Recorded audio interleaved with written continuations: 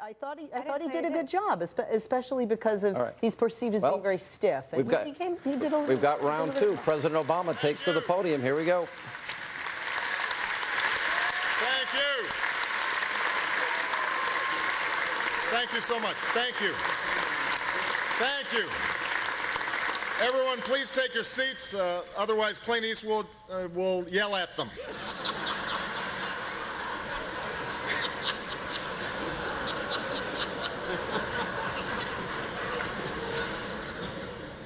Thank you to Al and Nan, to Your Eminence, Governor, Ms. Romney, Governor Cuomo, Mayor Bloomberg, Senator Schumer, all the distinguished guests who are here. In less than 3 weeks, voters in states like Ohio, Virginia, and Florida will decide this incredibly important election, which begs the question, what are we doing here?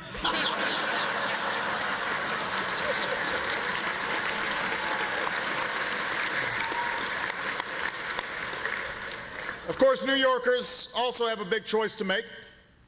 You have to decide which one of us you want holding up traffic for the next 4 years.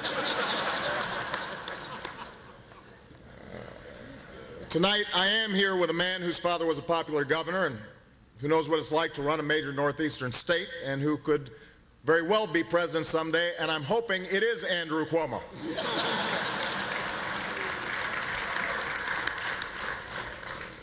This is the third time that Governor Romney and I have met recently.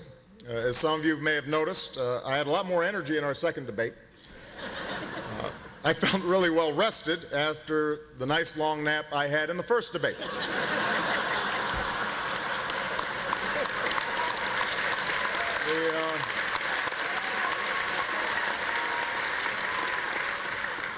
Although it turns out millions of Americans focused in on the second debate who didn't focus in on the first debate, and I happen to be one of them.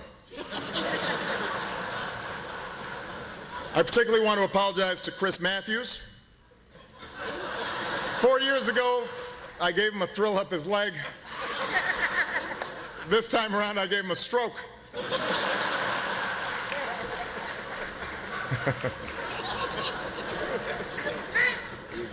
Of course, there's a lot of things I learned from that experience. For example, I learned that there are worse things that can happen to you on your anniversary than forgetting to buy a gift. So, take note, gentlemen.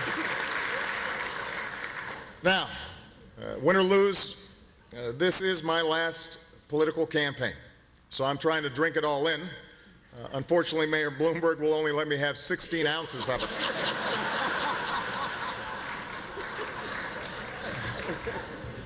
But that's okay. I'm still making the most of my time in the city. Earlier today, I went shopping at some stores in Midtown. I understand Governor Romney went shopping for some stores in Midtown.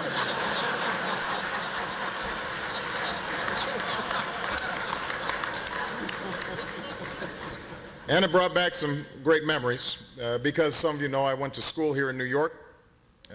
Had a wonderful experience here.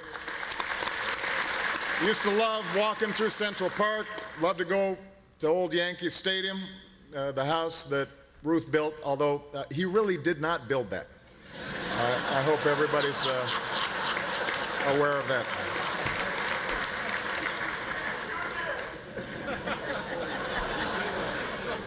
It's been 4 years since I was last at the Al Smith dinner, and I have to admit some things have changed since then. I've heard some people say, Barack, you're not as young as you used to be. Where's that golden smile? Where's that pep in your step? And I say, settle down, Joe. I'm trying to run a cabinet meeting here.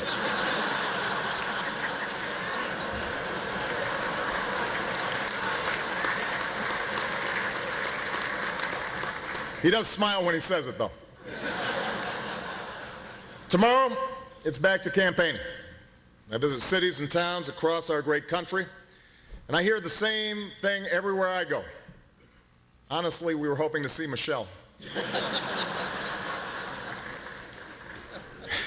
And I have to admit, it can be a grind. Sometimes it feels like this race has dragged on forever. But Paul Ryan assured me that we've only been running for 2 hours and 50-something minutes.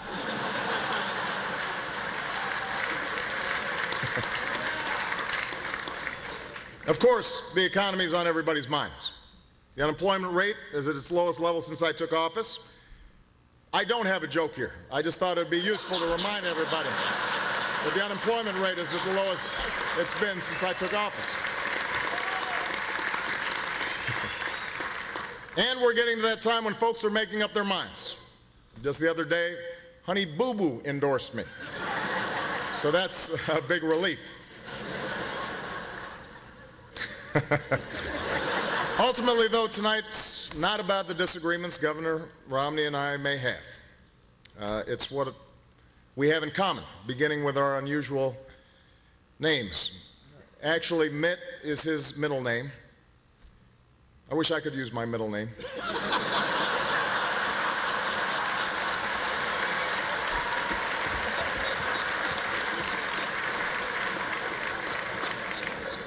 And even though we're enjoying ourselves tonight, we're both thinking ahead of our final debate on Monday.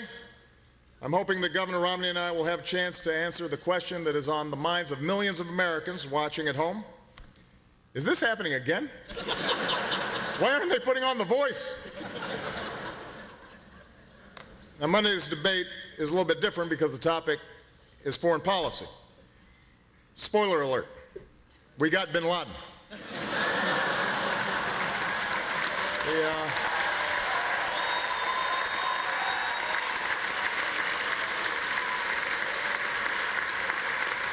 Of course, world affairs are a challenge for every candidate. After, some of you guys remember, after my foreign trip in 2008, I was attacked as a celebrity because I was so popular with our allies overseas. And I have to say I'm impressed with how well Governor Romney has avoided that problem.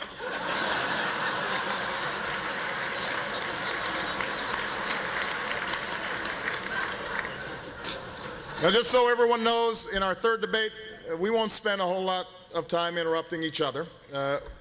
We will also interrupt the moderator just to mix things up. And finally, let me say that I've been doing some thinking, and I've decided that for our final debate, I'm going to go back to the strategy I used to prepare for the first debate. I'm just kidding. I'm trying to make Axelrod sweat a little bit. Get him a little nervous.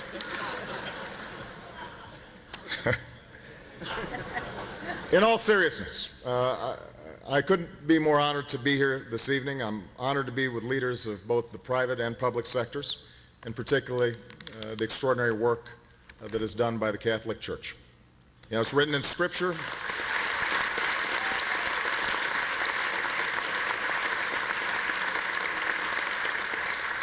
It's written in Scripture that tribulation produces perseverance, and perseverance, character, and character, hope.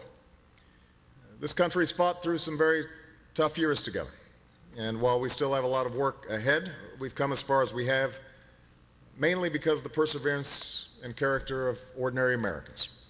And it says something about who we are as a people that in the middle of a contentious election season, opposing candidates can share the same stage. People from both parties can come together.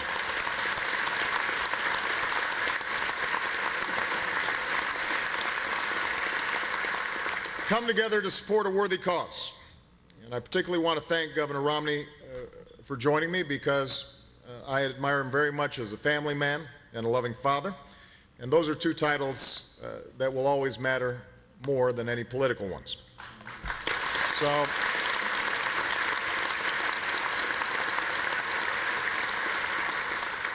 we may have different political perspectives, but I think, in fact, I'm certain that we share the hope that the next 4 years will reflect the same decency and the same willingness to come together for a higher purpose that are on display this evening. May we all, in the words of Al Smith, do our full duty as citizens. God bless you. God bless your families. And may God bless the United States of America. Thank you very much.